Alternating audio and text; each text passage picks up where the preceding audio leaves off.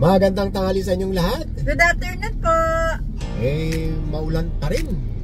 At ngayon ay September 3, 2023 at sa oras na 1:30 po ng hapon. Hapon na nga pala. At ngayong hapon ay tayo ay maghahanap ng ramen house. Ito ay nirekomenda rin ng ating mga kasama sa galaan. Yes. Nung na-feature natin yung Goto Monster. Mayroon pang isa, malapit sa atin. Oo. Pagka maulan, yun naman ang pupuntahan natin. Nandito tayo ngayon sa may kahabaan ng Jupiter. At siyempre sakop ng Makati City. Ano yun, sweetie? Japanese restaurant. Ada lumalampas. Kirakuya. Ito. Kirakuya. Hindi pala, kala ko mayroong karaoke bar sa taas. Mayroon! Mayroon nga! KTV! Music 11. Oo.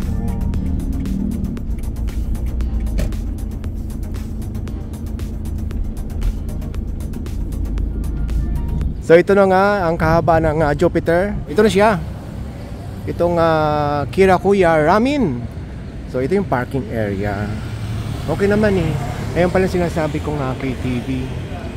Ang open nito ay tuwing weekdays 11 AM to 11 PM. Pagka weekends naman tawag dito 11 to 2 AM. Pag Sunday back to hello. Pag Sunday back to 11 AM to 11 PM. So ito na siya. Kompleto naman pala yung pag umupo dito.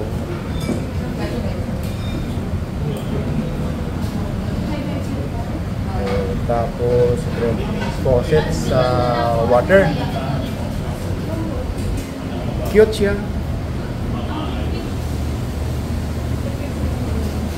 Nag-open lang ito ng August 15 nung isang buwan lang.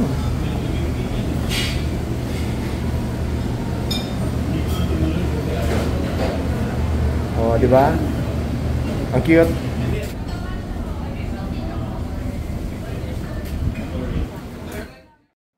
Nag-order tayo ng 7 klase ng dish dito sa Kirakuya Ramen. So ito nga Shoyu Ramen na lagi nating paborito at titikman natin yung version ng pagluluto dito sa Kirakuya Ramen. Yes. Tapos ito naman yung Tantanin.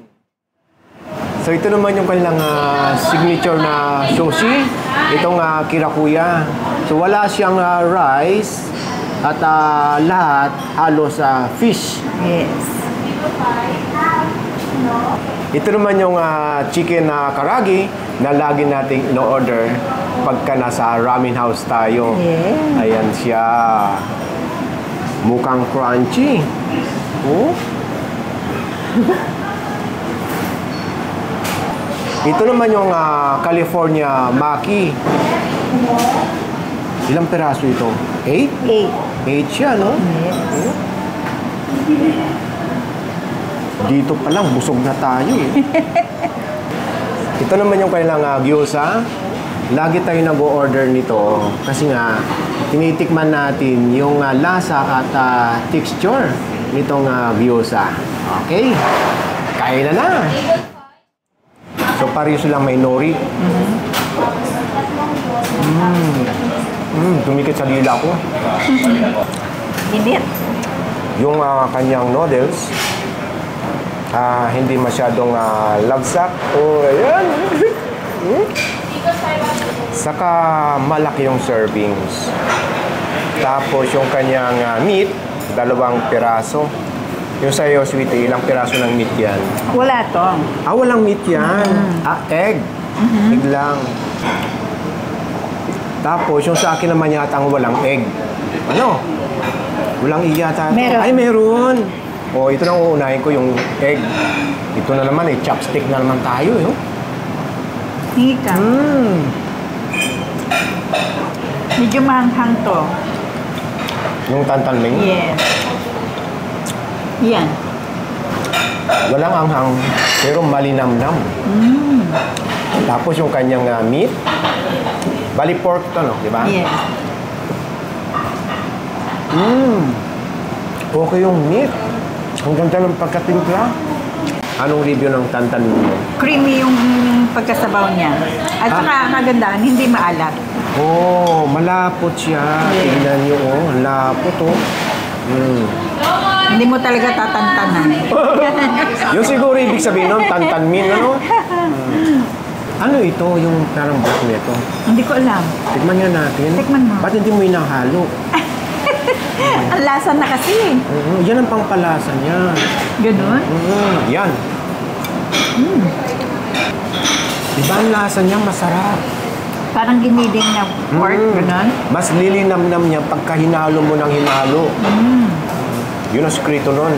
Ano siya, parang mint na matamis-tamis. Patikim mo nga. Sige, ang dami oh. Creamy nga. Napaka-creamy. Tama ka yung hinalo mo yung sinasabi kong black. Nagkaroon siya ng parang mint. Na medyo manghang-anghang. Okay yung tantanmin nila mga kabayan. Creamy na, saka malasang-malasa or malinamnam. Dayuhin nyo ito mga kabayan. Meron din silang branch sa may Fairview, sa may Pontiac, or i-waste nyo lang. Matatagpuan nyo yun doon sa may Fairview. So sabay natin titikman itong dalawa dahil mas masarap ito pag may init pa. Itong chicken karaage sa yung gyoza. Yes. So, titikman muna natin nang hindi natin dinidip dito sa kanyang, ito, parang mayonnaise yata ito eh. Super tender. Saka yung texture ng meat niya, kala mo matigas, pero pagka kinagat mo, malambot. Ito naman yung gyoza nila. Pork gyoza. Malaman. Malasa rin. Lasang-lasang pork. Parang tostado dito sa ibabaw, yung ilalim, steam. Yun ang ganda. Hindi mo na natin isasawsaw.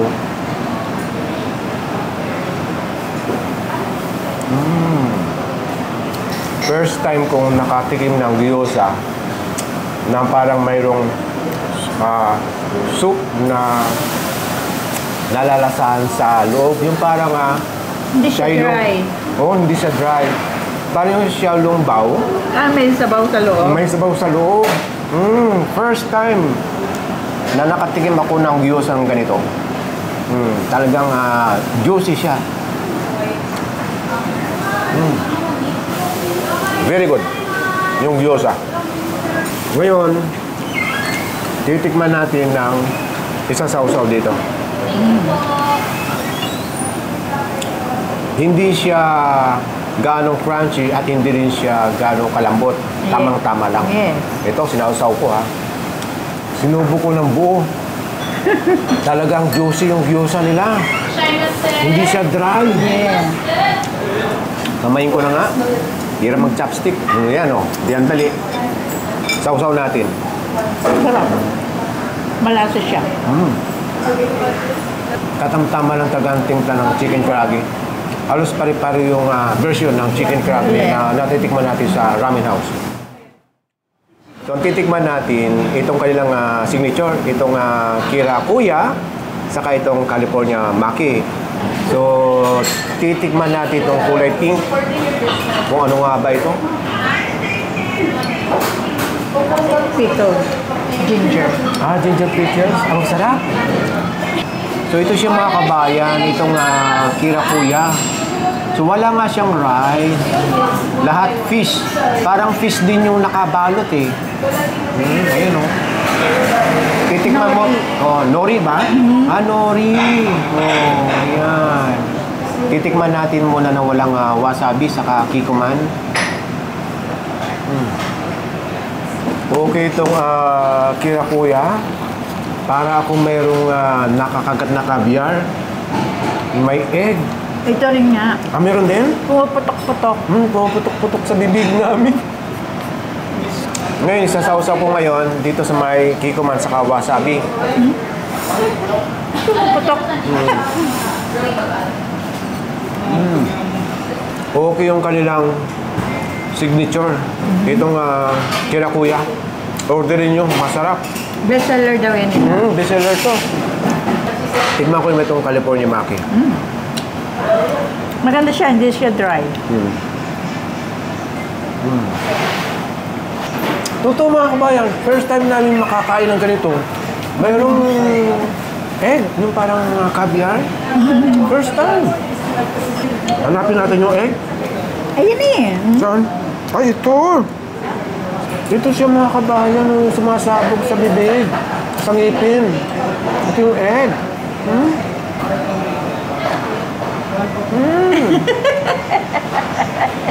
Nakakatuwa. Tapos ito, tikman natin ito ha. Ito, ano ba ito?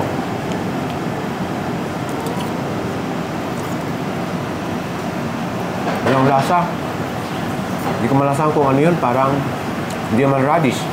Pero okay itong ginger pickles. Pickles. Tama ba? Okay. Hinahanap ko dito sa Maki itong yung sumasabog sa bibig o sa ngipin. Wala eh. Pero pag sinubo, yun na, mararamdaman nyo. Baka nakatago sa pinakagitna, no? Subo ko ulit ang buo.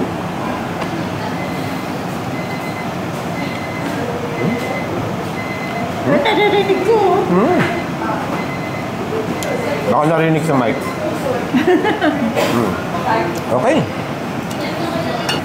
So itong huli nating titikman na dapat kanina pa dahil ito pala yung kanilang appetizer. Itong curry chiso. Ayan. Titikman natin kung ito ba'y matamis or ano. Meron daw itong laman sa loob.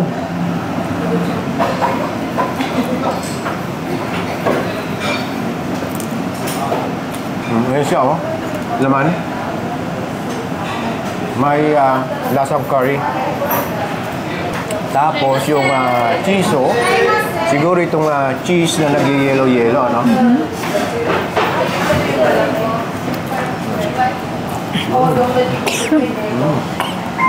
Ano nangyari? Nasamid ako. So itong parang condensed milk, titikman natin ha. Parang Matamis nga eh. Matamis? Parang may cheese na may milk. Tama mga kabayan, itong akala nyo condensed milk, dito naghalo yung milk, saka yung cheese, saka yung curry. May cheese din sa loob. May cheese din yung loob. Ito?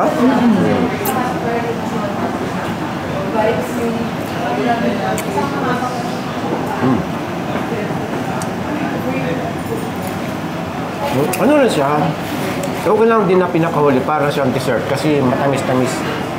Pero hindi masyadong katamisan. Gawa nga nito.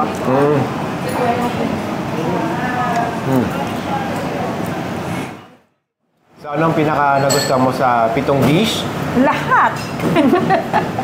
Lahat okay po, lasa.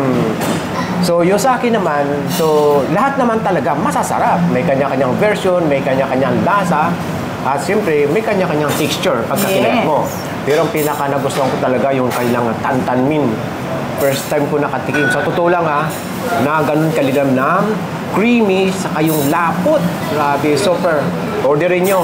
Saka itong tawag dito, itong kanilang signature. Kirakuya. Kirakuya. Ayan. Ito. Ayan. Saka ito. Kasi alam nyo bakit? First time namin nakatikim na pagkakindat nyo na parang, hindi parang may sumasabog sa bibig. At saka press na press talaga siya. Oo. Ito. Panalo Bagong ito. gawa kaya talagang So ito pa pala yung gyoza. First time kong nakatikim ng gyoza na pag kinagat mo, napaka-juicy niya, saka parang yung, alam niyo ba kung tamang pronunciation ko, yung Shaolin Bao ba yun sa Chinese, pagka kinain mo mayroong soup sa loob. So ito siya, hindi naman ganun karami ang soup, pero napaka-juicy. Kainin nyo ng buo, matitikman nyo yung sinasabi ko. So panalo itong gyoza nila.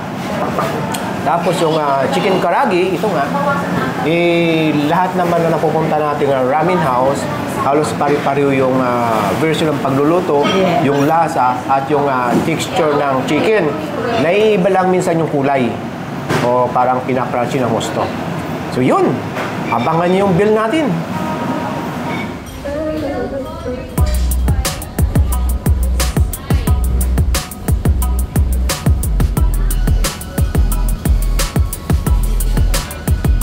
So ito yung mga kinain natin at babayaran. Yung sa kaliwa, hindi pa yan discounted Yung sa kanan, discounted na yan. Dahil nga tayo ay senior citizen.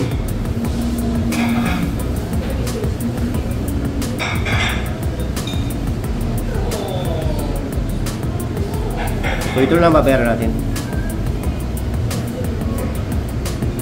Okay, tara na.